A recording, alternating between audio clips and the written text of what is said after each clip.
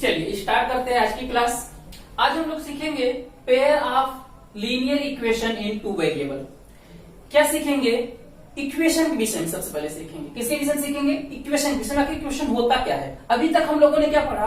Polynomial. अब हम पढ़ेंगे इक्वेशन। अब हमने पढ़ा था कि ऐसे algebraic expression equal to sign के साथ रखे हों तो उसे क्या बोलते हैं? इक्वेशन। इतनी बात समझ में आई।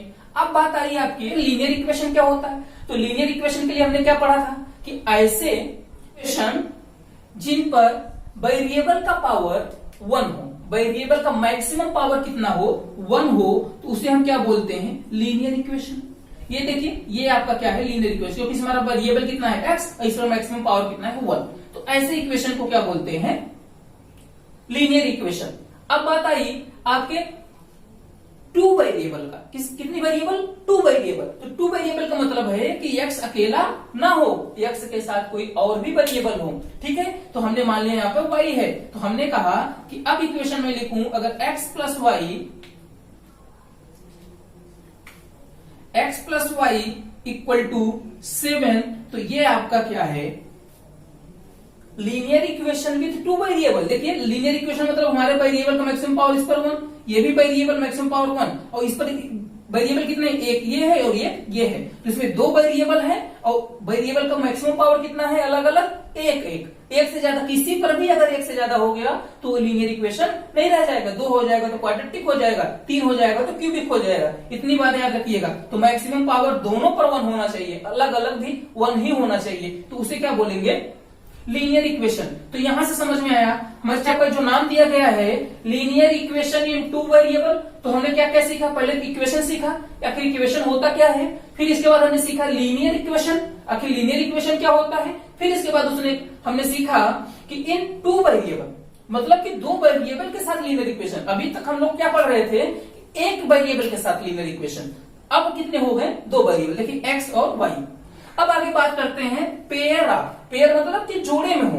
क्या हो? जोड़े में हो। हमारे जो इक्वेशन दिए रहे हैं, समीकरण दिए रहते हैं, ये किसमें होने चाहिए? पेयर में। तो आइए अब उसकी बात करते हैं। तो अब हम सीखेंगे कि pair of linear equation in two variable और उसका जनरल फॉर्म क्या होता है उसके विषय में सीखेंगे।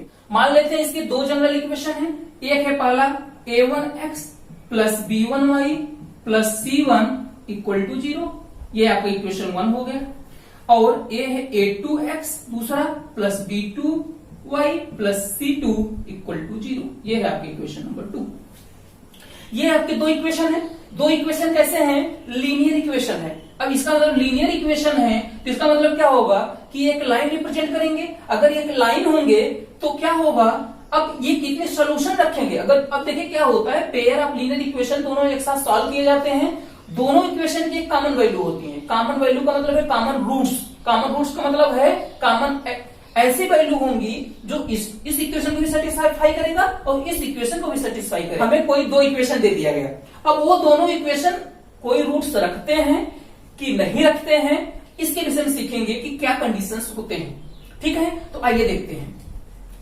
अब बिल्कुल ध्यान से देखिए। अब ये क्या है? किसकी इक्वेशन है? ये लाइन की इक्वेशन है ना। तो अगर हम बोल दूं कि ये जो दो मार्कर है हमारे पास, ठीक है, ये जो दो मार्कर हैं इसमें से ये जो ब्लू वाला है ये क्या करता है? First equation, first line equation को रिप्रेजेंट करता है। देखिए ये भी स्ट्रेट लाइन ही तो है, ठीक है। और ये दूसरे इक्वेशन को रिप्रेजेंट करता है, ये ब्लैक वाला। तो अगर मैं कहूं कि अगर ये दो लाइन है तो ये दो लाइन जब एक दूसरे को देखिए क्या करेंगे? अगर ऐसे कट कर दे, देखिए ऐसे क्या करें? कट कर दे। कैसे? ये देखिए, अगर एक लाइन ये है दूसरी लाइन ये है, और अगर दो लाइन एक दूसरे को कितनी बार कट कर सकते हैं? एक बार। ऐसा तो नहीं है कि ये घूम के आएगा फिर कट कर देगा। अरे घूम जाएगा तो क्या हो जाएगा? कर्व हो जाएगा। तब आपका लीनियर इक्वेशन नहीं रहेगा, तब वो लाइन नहीं रहेगा। इसका मतलब अगर मैं बोलूं ये इक्वेशन 1 था, मतलब ये लाइन 1 है, ये लाइन 2 है, तो दोनों एक दूसरे को कितनी बार कट किए? एक बार। इसका मतलब जिस पॉइंट पे कट किए, एक बार कट किए, तो इसे बोलेंगे कि ये दोनों लाइन एक सोल्यूशन रखते हैं। एक सोल्यूशन का मतलब है कि एक ही सोल्यूशन ऐसा है, x की एक वैल्यू है और y की एक वैल्यू है, जिस पर ये दोनों इक्वेशन क्या होते हैं? सेटिस्फाई होते हैं। उसी को बोलते हैं कि ये दोनों लाइन एक दूसरे को एक बार कट किए, इसका मतलब ये दोनों लाइन एक कॉमन सोल्यूशन रखते हैं। क्या रखते हैं? एक कॉमन सोल्यूशन। ठीक है, और इसी को बोलते हैं कंसिस्टेंट। क्या बोलते हैं? अगर ये सोल्यूशन रखते हैं सोल्यूशन रखने का मतलब यह है कि अगर ये एक दूसरे को एक बार कट कर रहे हैं तो इसका मतलब सोल्यूशन रखते हैं, एक कट सोल्यूशन रखते हैं, एक बार कट एक सोल्यूशन। इसका मतलब क्या हुआ कि दोनों इक्वेशन क्या है, कंसिस्टेंट है। क्या है, कंसिस्टेंट। ठीक है, इतनी बात समझ में आई।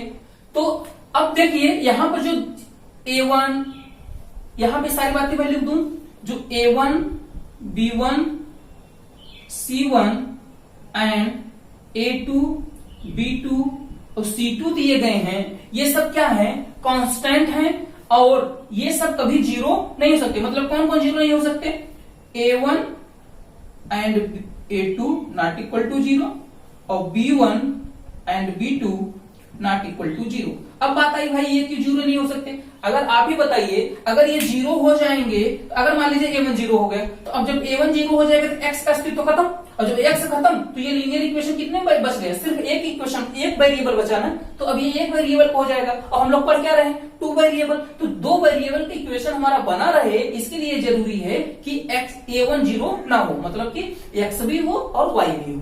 इतनी बात समझ में आई।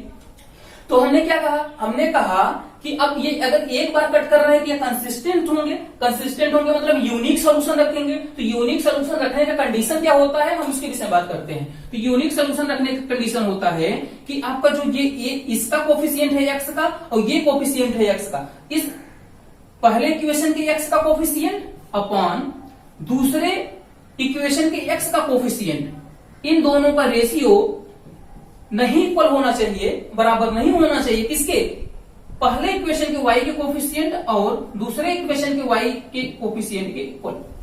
समझ में आया। तो इन दोनों का रेशियो बराबर नहीं होना चाहिए, इक्वल नहीं होना चाहिए। किस लिए, अगर हम चाहते हैं कि यूनिक सोल्यूशन हो, तो अगर इसका कंडीशन क्या बना, अब वाइस वर्सा क्या बोल सकते हैं कि अगर ये कंडीशन फॉलो करता है तो ये कोई दो इक्वेशन अगर जो दिए गए हैं, ये इक्वेशन कंडीशन अगर फॉलो करते हैं तो यूनिक सोल्यूशन रखेंगे। क्या रखेंगे, यूनिक सोल्यूशन, और वो क्या होंगे, कंसिस्टेंट होंगे। क्या होंगे, कंसिस्टेंट होंगे। इतनी बात समझ में आई।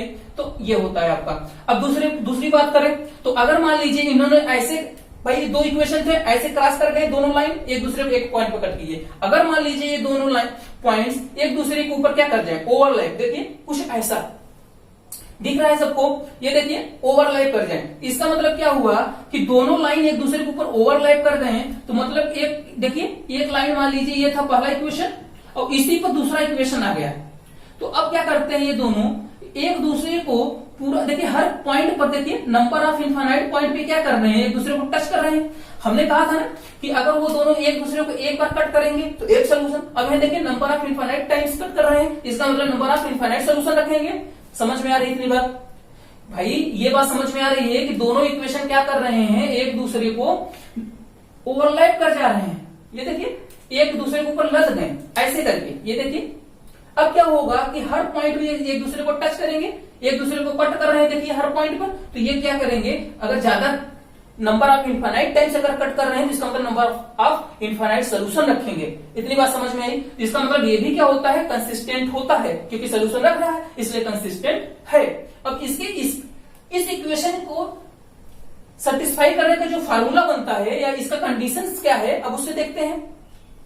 तो ओवरलैपिंग का कंडीशन क्या है इसके विषय में देखते हैं। तो यहां पर हमने देखा ना कि हर पॉइंट पे क्या कर रहे हैं, एक दूसरे के ऊपर देखिए ओवरलैप किए हुए हैं, हर पॉइंट पे कट कर रहे हैं। इसका मतलब इन दोनों इक्वेशन का हर टर्म क्या होगा, इक्वल होगा।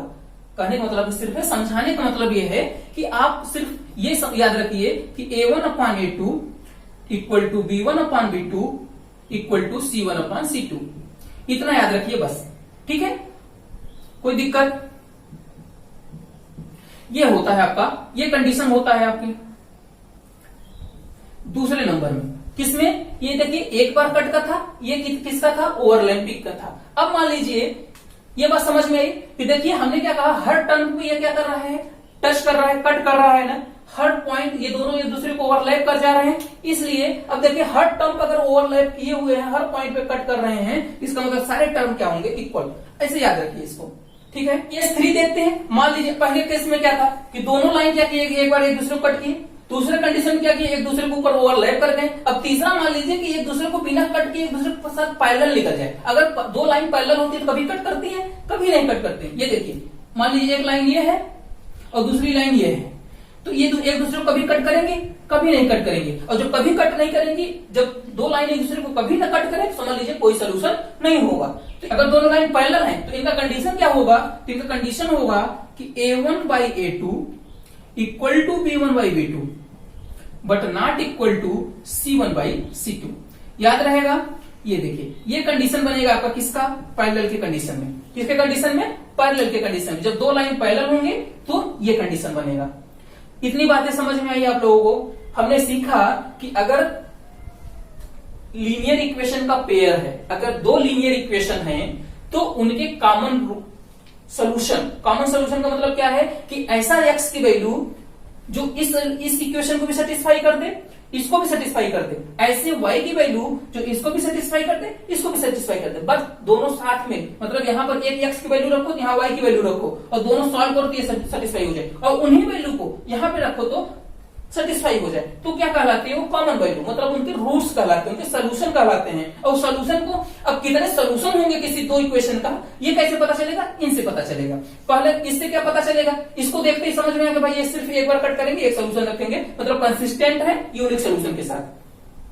इसे देखें तो इससे क्या पता चला? अरे सारे तीनों की चीजें क्या है? बराबर। इसका मतलब कि दूसरे क्या कर रहे हैं? ओवरलैप कर जा रहे हैं। ओवरलैप करने का मतलब हर पॉइंट पे क्या कर रहे हैं? कट कर रहे हैं। इसका मतलब है नंबर ऑफ इनफाइनाइट सोल्यूशन रखेंगे, और नंबर ऑफ इनफाइनाइट सोल्यूशन का ये देखिए कंडीशन है। तो इसका मतलब सोल्यूशन रख रहा है ना, तो वो भी कंसिस्टेंट होगा। जो सोल्यूशन रखता है कंसिस्टेंट होता है, और ये सोल्यूशन देखिए नहीं रखा इसलिए इनकंसिस्टेंट होगा। क्या होगा? इनकंसिस्टेंट। इतनी बात समझ। इसका कंडीशन क्या है? A1/A2 equal to B1/B2 not equal to C1/C2। ये इसका किसका? ये पैरेलल लाइन का। पैरेलल लाइन का कंडीशन मतलब दो लाइन जब दो पैरेलल हो जाएंगे, उस पैरेलल लाइन का मतलब इन दोनों लाइन के पैरेलल होने का कंडीशन क्या है? ये। और ये बाकी, अब ये इनकंसिस्टेंट हो गया, ये कंसिस्टेंट हो गया, ये कंसिस्टेंट हो गया। अब इसे याद कैसे रखेंगे? अब सबसे पहले हम याद ऐसे रखेंगे, मान लीजिए सबसे पहले हम इसे याद रखें। क्या है हमारा? ओवरलैप वाला। ओवरलैप का मतलब तीनों कंडीशंस क्या हो गए? इक्वल। अब तीनों कंडीशंस देखिए इक्वल क्यों हुए? क्योंकि ये ओवरलैप कर रहा है। दूसरा कंडीशन किसे याद रखेंगे? इसे। ये देखिए पैरेलल है ना, जब ये पैरेलल है इसका मतलब कभी कट नहीं करेगा। तो कभी कट न करने से जब दो लाइन पैरेलल होते हैं ना, तो आप इक्वेशन पढ़ेंगे तो उनका A1 और B1 वाला टर्म का जो रेशियो होता है वो इक्वल होता है, और जो C1 वाला टर्म होता है वो इक्वल नहीं होता। तो आइए एक बार फिर से रिवाइज कर लेते हैं। तो हमने कहा कि अगर दो लाइन एक दूसरे को एक बार कट कर रही हैं, ये देखिए एक बार कट कर रही हैं, तो कंसिस्टेंस होंगी। देखिए, और कितने सोल्यूशन रखेंगे? यूनिक सोल्यूशन, मतलब एक सोल्यूशन रखेंगे। और उनका जनरल इक्वेशन क्या होगा या उनका कंडीशन क्या होगा? A1/A2 not equal to B1/B2। ठीक है। अब बात करते हैं दूसरे की। तो दूसरा, अगर दोनों लाइन एक दूसरे को ओवरलैप कर जा रही है। क्या कर जा रही है? ओवरलैप। ओवरलैप कंडीशन क्या बताया था हमने? ये देखिए, अगर ये ओवरलैप कर जा रही है दोनों, यहाँ दो इक्वेशन है, यहाँ पे ये पहला मान लीजिए, ये दूसरा, और दोनों ओवरलैप कर जा रही है, तो इसका मतलब क्या है? वो नंबर ऑफ इनफाइनाइट सोल्यूशन रखेंगी और कंसिस्टेंट भी होंगी। बात आई इनके कंडीशंस की, तो कंडीशंस का क्या होगा? भाई ओवरलैप कर रहे हैं, हर पॉइंट पे कट कर रहे हैं, इनके सारी चीजें क्या होंगी? सारे कंडीशंस इक्वल होंगे। मतलब A1/A2 equal to B1/B2 equal to C1/C2। अब बात करते हैं तीसरे कंडीशन की, जिसमें क्या हो जाते हैं? दोनों लाइन पैरेलल हो जाते हैं, और जब दो लाइन पैरेलल हो जाएंगे, ये देखिए पैरेलल हो जाएंगे, तो ये क्या कभी एक दूसरे को कट करेंगे? कभी कट नहीं करेंगे, इसलिए कभी एक भी सोल्यूशन नहीं रखेंगे। नो सोल्यूशन, इनकंसिस्टेंट हो जाएंगे। इतनी बातें समझ में आई आपको? कोई दिक्कत यहां तक? तो आज की क्लास में बस इतना ही। ठीक है। अगर कोई डाउट हो तो कमेंट करिए आप लोग, सोल्यूशन आपको जरूर मिलेगा। तो आज क्लास में बस इतना ही। Thank you.